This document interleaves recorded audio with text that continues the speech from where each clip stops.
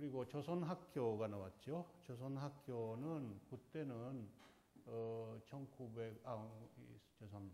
2011년 6월이어서 임시적으로 학생들을 니가타현으로 보내고 거기서 수업을 했었는데 1년 지나서 그러니까 작년 3월까지 그렇게 버텼는데 어려워졌습니다. 어려운 이유는 하나는 재정적인 문제입니다. 그거 국가가 보조해 주는 거 아닙니다. 오히려 조선학교는 일본 국가가 보조하기보다 오히려 단합을 하지요. 학교로 인정 안 해주니까 보통 일반 학교라면 받을 수 있는 보조금을 못 받게 돼 있습니다. 그래서 조선학교 부모들은 재정적인 부담이 커요. 그리고 두 번째가 이렇게 그 어린 아이들이어서 부모하고 떨어지고 먼 데서 기숙사 생활을 하기가 너무 심리적인 불안정 때문에 못 견뎌서 지속될 수 없고 저기 그 고리야마에 있는 조선학교는 지금은 손속될 수 있는지 없는지 의기에 직면하고 있습니다. 없어질 수가 있어요. 조선학교를 지키는 건 그 자체도 물론 소중한 문제이지만 일본의 일제 식민지 지배 결과로 건너간 조선인들의 말하자면 산증인들 그리고 그 사람들의 공동체 중심으로서의 조선학교가 이런 식으로 말하자면 소멸의 위기에 직면하고 있다. 그런데 거의 대다수 일본 사람들은 관심이 없다는 것이 사실입니다. 난농가로 자살을 하고 말았다. 네, 그 부인이 필리핀 여성이다. 그러니까 외국인으로 일본 그 시골 농촌으로 말하자면 국제 결혼해서 이주한 사람이 꽤 많습니다. 후쿠시마만 하더라도 4,000명 정도의 외국인 신부가 농촌에서 살고 있고 일본의 그 농업에 대해서는 좀 필수적인 노동력이 되어 있습니다. 이 사람들이 없이는 농업을 경영해 나갈 수 없는 정도로 되어 있는데 그래도 일본이라는 나라의 국가적인 고난이다. 국난이다. 일본인이 이렇게 고난을 겪고 있다. 일본 국민을 이렇게 이겨낼 거다. 일본은 배정 후에 그런 그 고난도 이겨냈다. 일본은 강한 나라다. 이런 식으로 외치고 아주 자기 중심적인 외침으로 덮이고 있다고 말할 수 있지요. 그런데 그분은 보도에 따르면요, 그 필리핀인 부인이 국가와 또 전력회사를 대상으로 해서 소송을 제기했다 합니다. 보상을 요구하는. 그래서 앞으로도 좀 그 소송 때문에 많이 고난을 겪으시겠지만 그렇게 돼 있다. 조금 많지는 않지만 지원해주는 사람들도 있다는 거죠. 직접 떠져서 거기서 죽은 사람이 있냐는 거예요. 있어요. 사실은 있습니다. 거기서 원전에서 일하던 노동자들 하청입니다. 하청이고 가난하고 차별받는 사람들이 여기서 제가 말씀드렸듯이 신민주주의적 구조예요. 누가 좋아해서 그런 일을 합니까? 그래서 예를 들어서 오사카에 가마가사키라는 지역이 있고 그리고 도쿄야 요코하마에 고토부키초라는 지역이 있는데 노숙자라든가 그러니까 실업자라든가 이렇게 어려운 가난한 사람들이지 이 사람들에게 얘기하고 또 모아서 보내는 거예요. 근데 그거 누가 하냐면은 폭력당 족보가 해요. 그러니까 이 사람들이 그러니까 받아야 하는 월급 중에 대부분이 있어요. 여기 중간에서 빼앗겨요. 중간에서 착취당해요. 근데 이 사람들은, 이 노동자들은 원래가 그러니까 뿌리를 뽑힌 사람들이어서 면단도 제대로 없어요. 그러니까 사고 난 직후에 거기서 일하던 사람들의 면단을 내라고 했는데 동교전력 제대로 못 내요. 자신들이 직접 하는 것도 아니고 또 그럼 제대로 관리도 안 하니까. 그래서 거기에 심장마비나 이런 일로 그렇게 어려운 일을 하면서 그렇게 반사능 이렇게 방위복을 입고 온도도 뭐 40도, 50도 가는 거기서 일을 하는데 얼마나 힘듭니까? 그 심장마비나 그런 이유로 죽고 만 사람도 있는데 그것이 직접 반사능이 아니다. 그런 식으로 분류가 됩니다. 그렇게 되어 있는 것이 원전입니다. 그리고 도교에 있는 사람들 중에 일부가 보고 있을 뿐이지. 근데 이거 보니까 원정 관령사 789년 이렇게 나왔습니다. 원정 관령사가 뭐냐면요. 원정 사고의 직접적 피해가 아니라 그래도 원전 사고 때문에 죽고 말았다는 그 분류가 되는 죽음입니다. 어떤 것이냐면 원전 사고 때문에 피난할 수밖에 없었다. 그런데 노인시설이나 병원에 있었기 때문에 이렇게 환경이 바꿔지고 그 때문에 죽었다. 이럴 경우예요. 이거 789명이면 많다고 보시는지 아니면 예외로 적다고 보시는지 모르겠습니다만 이거 정확하게 통계로 보면은 1000명 이상 그렇게 된대요. 미나미소마가 중심지인데 미나미소마는 통계가 없다 합니다. 그러니까 또 아직까지 통계 조사가 돼 있는 숫자만 하더라도 789명이 원전에 관련해서 죽었다는 거예요. 그런데 이거 뭐냐면은 누군가가 죽었다 하면은 그 죽음이 원전에 관련 있다는 것이 입증돼야지 이거 인정받아요. 그런데 이럴 경우는 늙으신 어르신이 죽었을 때 이거 원전 사고 결과인지 어떤지 누가 어떻게 제대로 입증할 수 있습니까? 아니면은 정신적인 스트레스 그리고 아까 난론가처럼 그 자살이지요. 자살 때문에 우울증이다 하면은 그 우울증의 원인이 원전인지 어떤지 그걸 입증해야 해요. 어느 기간. 그러니까 그때 원전 사고 났을 때 어디에 있어서 어떻게避難하고 뭘 겪은지 전부 다 피해자가 입증해야지 이렇게 인정을 받아요. 근데 인정해주는 것이 그 지방자치체인데요. 지방자치체하고 국가인데 적극적으로는 인정 안 해요. 왜냐하면 보상금이 너무 많이 올라가니까 자신들 보상할 수 있는 범위로 한정하려고 해서 너무 가볍게 보여요 하고 그 절차가 너무너무 번거롭고 어려워요. 이렇게 150페이지가 되는 신청서를 써야 해요. 150페이지예요. 그리고 그때 피난한 택시 영수증이나 그런 것까지 전부 다 내야 해요. 누가 그렇게 제대로 할 수 있어요? 특히나 필리핀인 국제 결혼해온 외국인 이주자였으면 그렇게 제대로 할 수 있을 것 같습니까? 그런데 그렇게 해서 인정받은 죽음만 해도 789명이라 합니다. 그런데 일본에서 원전 재가동이 거론됐을 때 조금 다른 피로감이라 할까요? 소모감이 느끼기 시작하고 있는 것 같아요. 왜냐면요, 여기도 말씀드렸는데 반사능의 피해라는 게 우리가 평소 늘 느끼고 있는 것하고는 조금 척도가 다르다는 거예요. 여기는 적어도요, 아이에게 갑상선의 암이 갑상선 이상이 생긴다 하는데 그것이 첼노빌 같은 경우도 4년 지나고 나서 5년째부터 줄수 나오기 시작한다 합니다. 지금 2년째예요.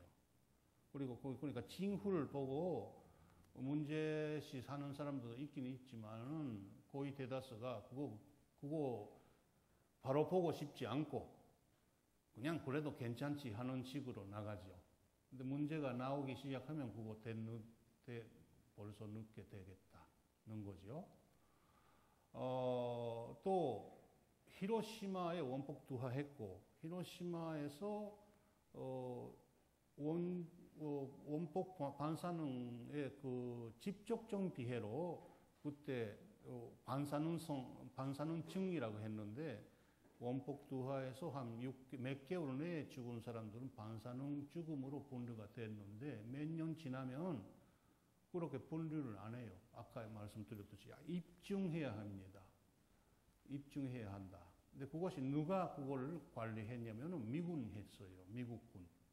미국군이 병원을 세우고 반사능 의학이라는 거 거기서 시작했습니다. 그것이 피해자를 치료하고 치유하기 위해서가 아닙니다. 반사능, 원자력 폭탄이라는 거에 효과를 갖다가 잘 자신들이 자료를 얻고 세우기 위해서입니다. 근데 이 단체가 이대로 지금까지 남았고 지금 세계적으로 IAEA나 이런 단체의 중심 핵심 부분으로 좀 하고 있기 때문에 반사능을 갖다가 잘 관리해서 원자력을 갖다가 유지하기 위해서는 어떻게 해야 하는지 하는 시선으로 입장으로만 보니까 이거 가볍게 낮게 이렇게 평가를 하지요. 지금도 히로시마 나가사키 출신이 사람들은 뭐 배암이나 다른 뭐 백혈병 이런 걸로 세상 떠났는데도 이것이 직접적인 관계가 없다, 입증되지 않다는 식으로 나갑니다. 아까 말씀드린 그 간소 지방의 후쿠이현도 후쿠이현 주민의 분명 또 악구세 림파시, 악성 림파정, 그러니까 혈액의 암이지요. 그것이 이 비율이 높아요. 높은데도 입증 못 된다 해서 그거 인정 안 해줍니다.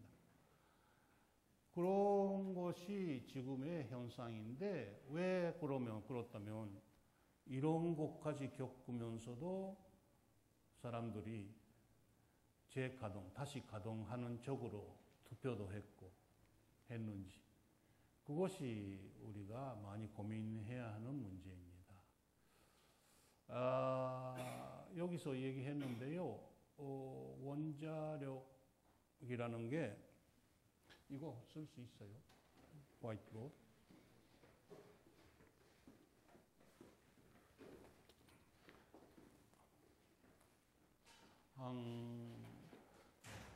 핀란드의 온카로라는 그 섬에 제정 그 폐기물 시설이 있다 합니다. 거의 10만 년 거기서 관리해서 묻혀버리고 아무도 좀 기억 못하게 한다고 해요. 그러니까 거기에 그런 거 있다는 거 기억하고 있으면 오히려 위태로우니까 모두들 다 잊어버립시다 하는 거예요. 10만 년 동안. 10만 년이라면은 네안데르탈인들이 살았던 시대예요. 지금부터 10만 년 전이면. 네. 제가 여기서 동신원의 파라독스라는 말씀 드렸지요. 여기 핵심이 있다고 합시다. 네, 이렇게 돼 있다. 여기가 후쿠시마라 합시다. 후쿠시마인들이 아까 오늘도 말씀드렸듯이 자신들의 현지여서 위기감 세지요. 위기감 세니까 재가동에 찬성하는 사람이 절반 이하예요. 그래도 그 후쿠시마에서도 다시 원전을 움직이자, 가동하자 하는 사람들이 꽤 있어요. 왜냐면은 그걸로만 밥 먹고 왔기 때문에. 거기서 일하고, 직장 거기에 있고, 또 뭐 그런 식으로만 살아왔기 때문에 다른 생활로 바뀌기가 어려웠어요. 그런 상상력의 한계지요. 근데 중심부는 그렇다. 그러면 도쿄 같은 경우는 이렇게 떨어지니까 남의 일이다. 나는 후쿠시마 아니어서. 저 사람들 불쌍하기는 하지만 우리하고는 관계가 없다. 그런 거죠. 관계 없는 게 아니라 여기서 만든 전력으로 이렇게 살고 있으니까 관계가 있죠. 있는데 눈에 안 보이는 후쿠시마라는 경계선 있기 때문에 남의 일처럼 알고 있어요. 그런데 이곳이 일본이다 하면은 이렇게 세 개가 있고 한국이다. 한국은 일본의 일이다. 이거 보고 있을지 모르겠습니다. 근데 여기도 고리가 있어요. 고리가 있는데 여기 안 떠졌으면 이렇게 자각할 수가 없습니까? 떠졌을 때는 때 늦어지는데. 그래서 아무튼 그렇게 돈시몬의 파라독스. 떨어지면 멀어지면 멀어질수록 공감을 못 갖고, 예. 근데 증시부에 다가가면 다가갈수록 자신을 인정하기가 두려워서, 현실을 바로 보기가 어려워서, 무서워서 안 보는 거. 그렇게 파라독스가 돼 있고, 이렇게 모두가 실상, 현실을 갖다가 직시하지 않으려고 하는 현상이 있어요. 근데 이것이 수명이죠. 2차원이죠. 그런데 반사능이라는 게 그것이 입제가 되어 있다는 거예요. 제가 얘기하고 싶은 것은 이렇게 입제적으로 되어 있어요. 하나에 이렇게 동전. 근데 여기가 10만 년이에요. 지금 벌어지고 있는 일이 수백 년, 수천 년, 만 년 후까지 영향을 미치는 일이라는 거예요.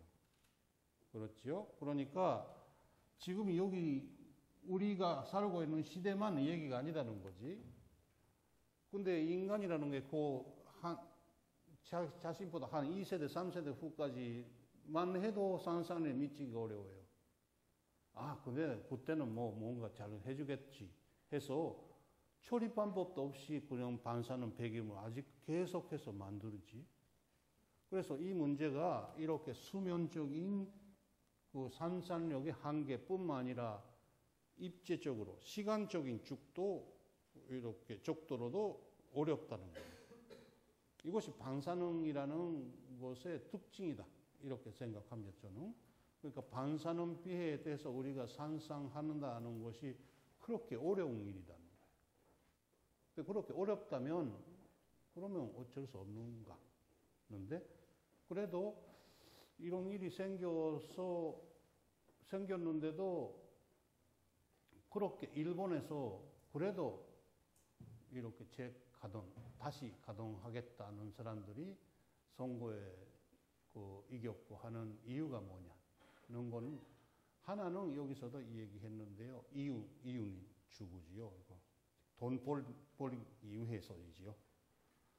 근데 이 프로에서는 그렇게 간접되어 있지 않지만 이윤 수준으로 생각할 때도 그렇게 좋은 장사가 아닌 것이 여기 드러났습니다. 왜냐하면 이렇게 사고가 터지면 포산도 해야 하고 그렇지요. 돈을 많이 들어요.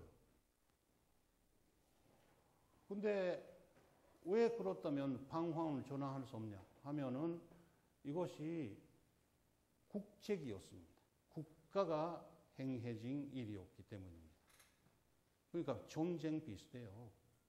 그러니까 국가가 어떤 하나의 회사가 이런 짓을 범했으면 책임 추궁하고 사장이나 책임 있는 자가 구속당하고 재판받고 그렇게 되지요, 당연히. 그렇게 안 돼요. 2년 됐는데. 왜 그럴까? 왜 그럴까 하면 그것이 국가 정책이었기 때문입니다. 그렇게 되면은 회사뿐만 아니라 국가 지도자들이 책임져야 하니까입니다. 관료도 그렇고요. 근데 원자력이라는 게 그런 것이라는 겁니다.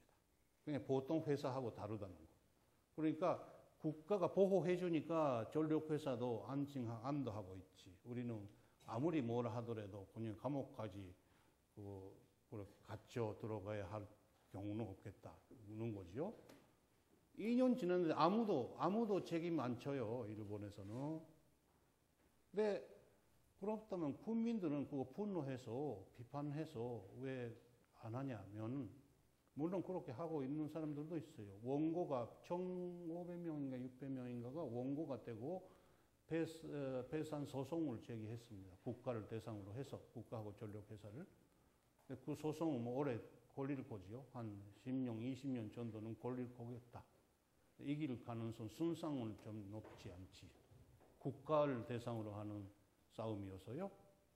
그런데 그것도 문제이지만 또 심각한 문제는 국민 가까이가 국민 개개인이 자신도 국가의 공범이어서입니다. 그렇게 책임져라로 나타날 때는 자신의 책임에 대해서 따져야 하니까입니다. 그래서 여기서도 얘기했는데, 도쿄에 사는 사람들이, 우리도 곰범이다. 우리는 후쿠시마에서 그렇게 해서 만들어진 전력을 쓰고 이렇게 안락한 생활을 해왔기 때문에 우리도 곰범이다. 올바른 일이지. 우리 뭐 곰범을 그만둬야 하는데, 그래서 책임추구를 못하겠다. 아무도 책임질 수는 없다. 그런 식으로 나가는 그것이 호의적인 논리입니다. 기만이에요. 그냥 수사야. 우리 모두가 책임자다. 그래서 아무도 책임질 수 없다는 것은 또 무슨 뜻이냐면은 제2차 전쟁 때 일본인들의 사고방식과 비슷해요. 군민 정참해. 우리 모두가 책임자여서 아무도 책임질 수 없고 초난도 책임질 수 없다. 그럼 피해자는 어떻게 하지? 피해자가 그것을 이해하지 않는 피해자가 나쁘다. 그러니까 중국인이나 조선인이 그거 이해해야 한다는 논리 구조입니다. 그렇죠? 그래서 내가 여기서 라이프 스타일까지 바꿔서 하는 거 뭐냐면은 일본 국민들은 그런 곰범 관계를 끊어야 한다는 거예요. 끊어야 한다. 곰범이라 할 때는 그러면은 전력 회사하고 맞서 싸워야 하고 국가 맞서 비판해야 하고 할 때는 자신도 그 곰범 관계를 깊이 손절하고 끊어야 한다는 겁니다. 그래도 그 사고 방식을 벗어나기가 너무 힘들 것 같아요. 너무 힘든 이유는 모르겠습니다. 그래도 일본이라는 나라는 면지유신 때부터 군대 100년 이상 내내 그런 식으로 국가하고 국민이 유착 관계로 왔기 때문에 국가하고 국민 물론 거기서 소수자로 국가에 맞서 싸우고 민주주의와 인간 해방이나 이런 것 때문에 싸운 사람들도 당연히 있습니다. 있는데 국민 대다수는 국가하고 곰범 관계를 맺기 위해서 우리는 잘 먹고 잘 살 수 있게 됐다는 막연한 합의를 보고 있기 때문입니다. 근데 과연 그럴까? 그것을 따지고 생각해도 그럴까 하는 것이 진지하게 따지는 사람이 많지는 않아요. 자, 지금 말씀드린 것은 일본의 상황인데 여기는 어떨까요? 그렇다면 여기 이 나라 국민들은 대한민국 국가, 대한민국의 전력회사하고 곰범 관계인지 아닌지 그거 깊이 손절 아픈 일이긴 하지만 힘든 일이긴 하지만 그거 따져야 한다는 거죠. 제 생각으로는. 제가 느끼는 것은 일본에서 여기 올 때마다 너무 반짝반짝해요. 너무 전력을 낭비해. 여기 저는 유럽도 자주 가고 하는데요. 이 나라처럼 이렇게 전력을 많이 소비하는 나라가 없어요. 왜 이렇게 됐을까? 모르겠습니다. 삼성이 그런 전기기계 회사이고 전기를 잘 쓰는 것이 좋아하겠죠. 그렇죠.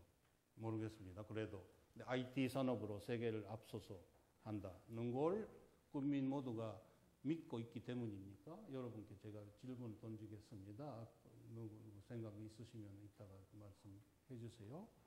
그리고 이 대한민국에 올 때마다 느끼는 것은 모두들이 자동차를 너무 많이 타고 그 자동차가 커. 유럽이나 일본보다 훨씬 큰 차를 좋아하시는 것 같아요. 왜 그렇게 돼 있을지 모르겠습니다. 연비가 일본보다 훨씬 비싼데요? 가솔린 값이 일본보다 비싸요, 지금. 그런데 그렇게 큰 차를 선호해서 좋아해서 타는 이유가 뭔지 모르겠습니다. 근데 그것까지 포함해서 또 전부 다 이렇게 고도 선장, 경제 선장, 대량 소비가 습관화되어 있기 때문입니다.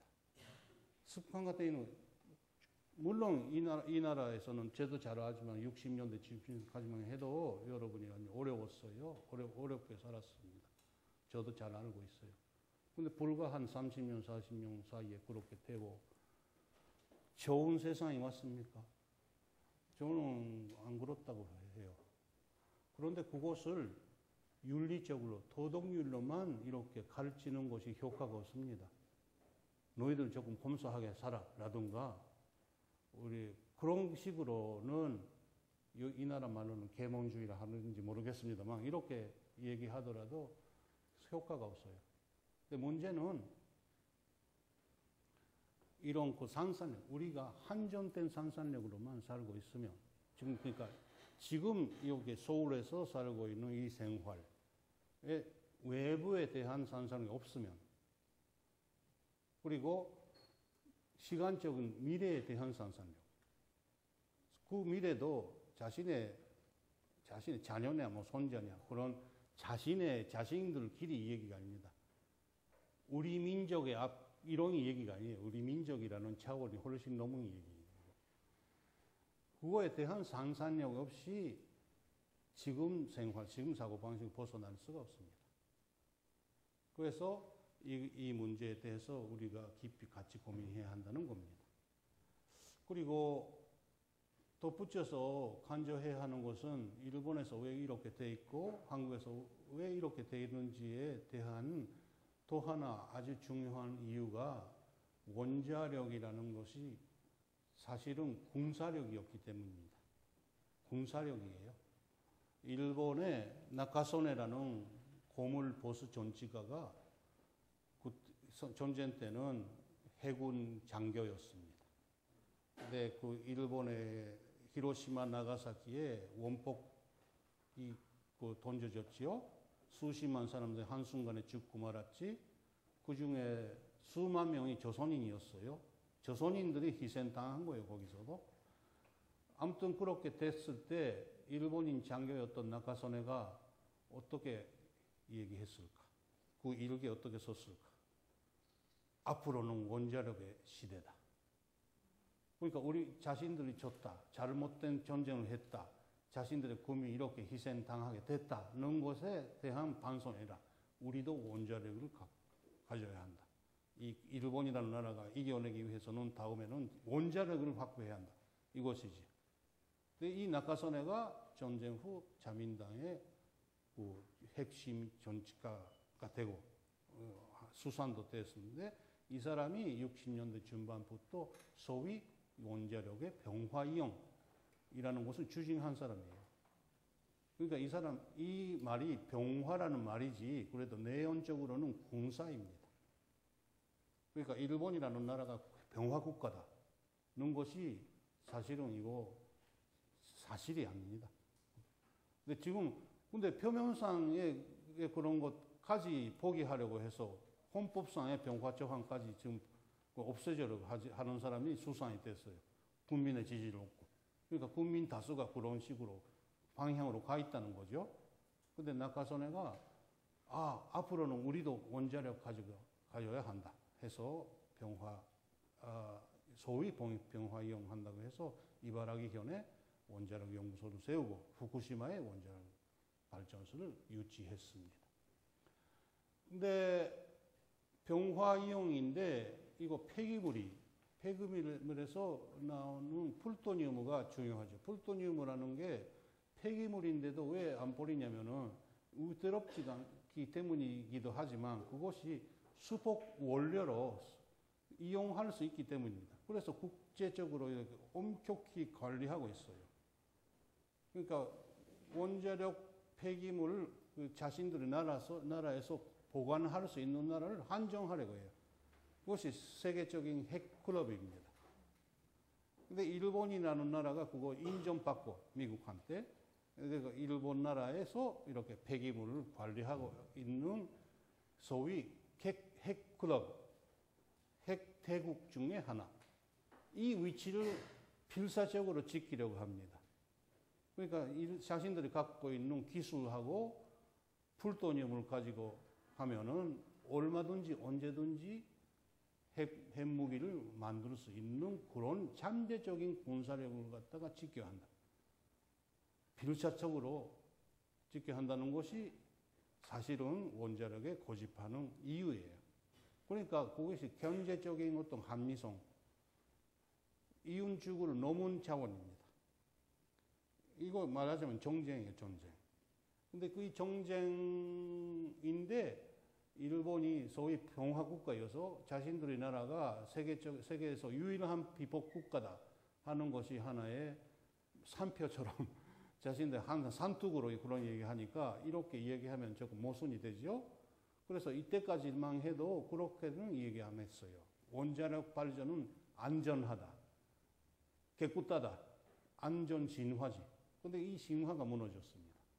무너졌으니까 그거 반성해서 원자를 포기하는 방향으로 가는지 하면 그거 아니라 노골적으로 본심을 나타나기 시작했습니다. 중국이 이렇게 돼 있으니까, 한국이 이렇게 돼 있으니까, 북한도 핵을 가지니까 우리도 포기할 수 없다. 그런 식으로 소위 독도 문제라든가 생카쿠레토라든가 그런 연토 문제까지 전부 다 동원해서 원자력을 지켜야 하는 이유로 선정했지요. 근데 그거 노골적으로 그런 이야기하면 할수록 지지율이 높아졌어. 그러니까 일본 국민 다수자들의 본심도 거기 대변해 줬다는 거죠. 그래서 그런 아주 노골적인 우익 세력들이 일본에서 이동안 지지율을 많이 얻게 된 이유가 그거예요. 이때까지 있던 소위 이준성, 표면적으로는 평화, 그래도 본심은 무력, 군사력이었는데 이제는 옷을 다 벗고 뭐가 나쁘냐 해서 했으니까 그렇죠. 시원하다 했지. 근데 이 나라는 어떨까요? 이 나라는 아까 말씀드렸듯이 일본이 원전 사고가 났다. 이 국가적인 경쟁력 때문에 이제 우리에게는 호기가 왔다. 찬스다. 중동에게 수출하자. 그런 얘기가 돼 있는 거 아닌가요? 근데 중국은 잘 모르지만 중국도 아주 놀라운 속도로 원전을 지금 건설하고 있어요. 이북도 그렇고요. 이북은 그런 나라에 보위당하고 있는 나라여서 자신들만 이렇게 가만히 있을 수 없다. 그렇게 돼 있죠. 그러니까 동아시아가 전체로 그런 방향으로 가 있다는 거죠. 동아시아라는 지역이 세계적으로 가장 위태로운 지역이 됐습니다. 적어도 원자력 차원에서 볼 때. 세계적으로 가장 원자력이 집중되어 있는 지역이고 또 지역 국가 간에 대화가 다 잘 이루어지지 않는 지역, 위태롭지요. 모두가 좀 곤본 뚫고 있는 그런 지역이 됐어요. 근데 거기서 그러니까 원자력 발전, 핵에 대한 반대 운동, 탈핵 운동이라는 게 제가 강조하고 싶은 것은 단순히 환경 보호나 그런 자연이나 그런 보호나 그런 운동이 아니다는 거. 이것이 뭐냐면은 전쟁 반대, 병화 운동이라는 겁니다.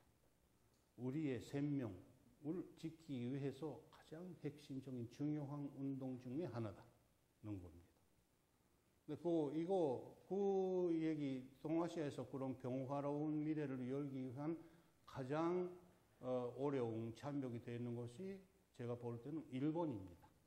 일본 나라가 아까부터 얘기했듯이 군대 내내 해온 대외적인 침략이나 식민지 지배에 대해서 국민적으로 합의를 보고 반성하는 차원에 설 수 없기 때문에 이런 국가가 보수화, 우경화하고 있어요. 그런 나라하고 대한민국이나 조선민주주의인민공화국이나